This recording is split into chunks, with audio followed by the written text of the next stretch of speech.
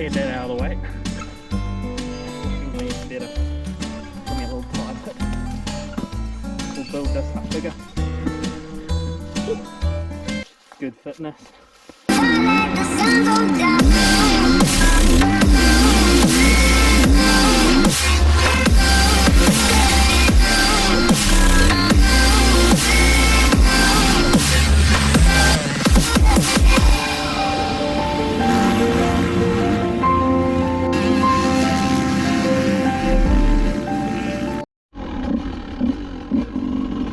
Yo, what's up, guys?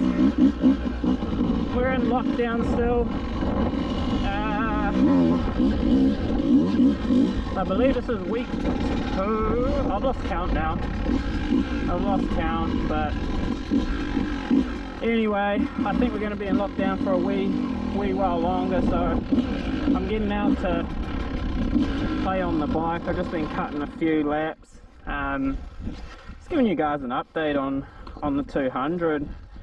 I'm pretty stoked with her. She's pretty darn good, I can tell you that. So I ended up with the factory edition over the standard edition. Difference between the standard and the factory is this is still premix, so it doesn't come with oil injection, although you can swap it to oil injection if you want, hence why they're slightly bit lighter. It comes with handguards, graphics, KYB forks, and the axle comes with this sick little pull system. So if any of you wondering what that is so you can yank your axle out as fast as possible. So that's the differences between those. I don't believe there's much else in terms of that. Maybe the ZF fork, the ZF rear shock is different, but as a standard package, it's come out with some Gucci bits like standard bash guard on it, frame guards, hand guards. It's a pretty, and the sprocket, it comes out with some Gucci sprocket. That's like a twin ring one, so I believe it's alloy on the outside, steel, alloy on the inside, steel on the outside. Keep it light, but also keep it, keep so you don't chew it out, because you tend to chew out the alloy sprockets quite regularly.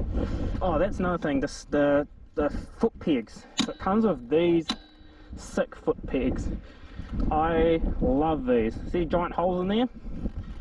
That is the best idea out. It means your mud's not going to gunk up. See, like this side, there was a little bit in there, but it means all it's going to do is fall straight through and not gunk up your pegs and everything. So yeah, I'm pretty darn stoked with her. I think I've done like 2 hours on it now, which she's pretty run in.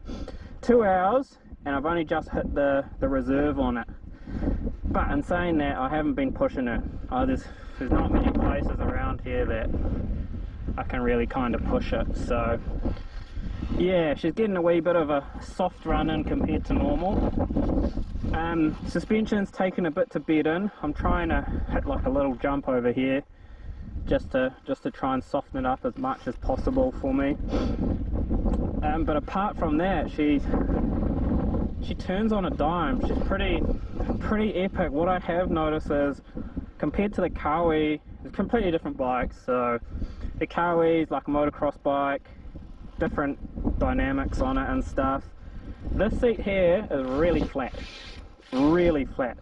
which I've noticed has made me sit really far forward.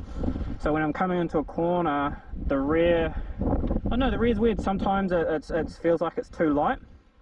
So that'll just be me getting used to where I should be sitting on this particular bike when it hooks up.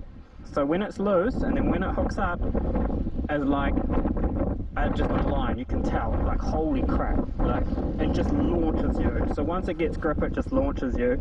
I mean, they don't come out with the best tyres in the world. They come out with the Metzler FIMs, so they've got a shorter knob.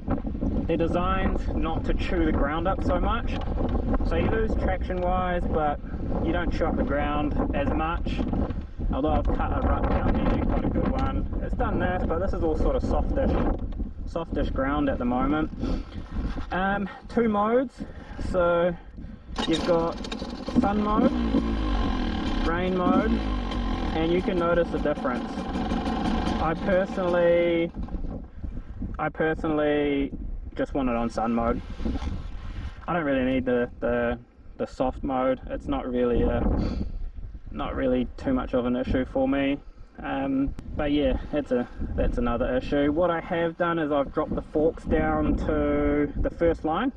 They were up quite flat, which was making it sort of turn a bit too easy, so I wanted more weight on the front, so I've got that there. Now it's just a matter of adjusting the rear shock some more to how I like it. Brakes are good. Brakes are really good. I really like the brakes. Probably, I don't know, I wouldn't say as strong, maybe might be as strong but as the Kawasaki, but the forks are softer, or the forks at the moment go down softer so it doesn't brake as hard. So we'll give an update on that once I've got that all figured out. But apart from that, the workmanship on these things is pretty crazy cool. Look how easy and simple that engine is, you know. This is pretty standard. Comes with V-Force 4 reeds in it. Those are a must. So standard, they come out standard with that.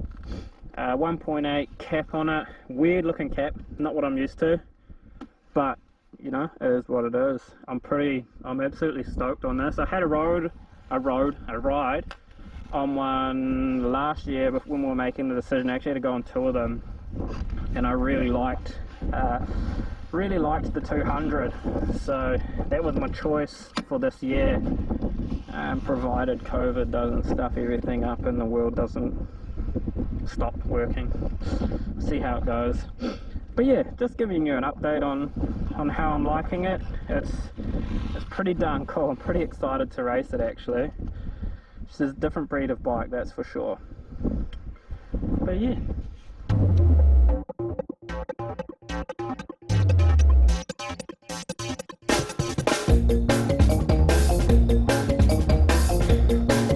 Little sausage, you ready?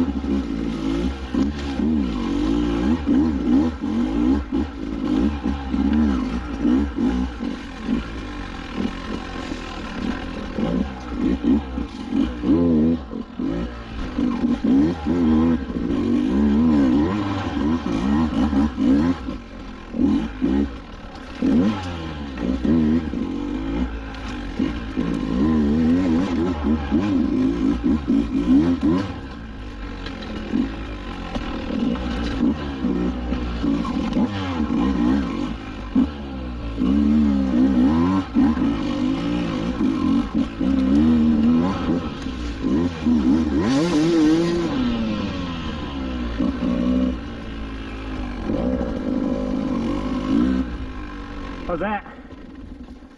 Well, you did 5:15, then what was it? 4:15. Oh, no, 5:09, 4:15, 3:50? Oh, mate. You're getting quicker.